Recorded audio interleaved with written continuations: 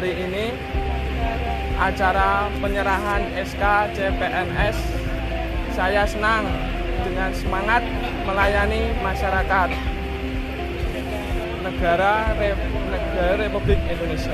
Saya sangat senang sekali dan saya akan berjanji saya akan mengabdikan diri untuk bangsa dan negara Indonesia. Terima kasih.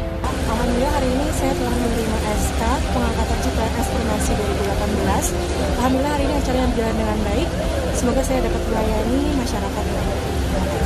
Janji saya sebagai ASN akan melayani masyarakat karena kebetulan saya juga pelayanan di rumah sakit.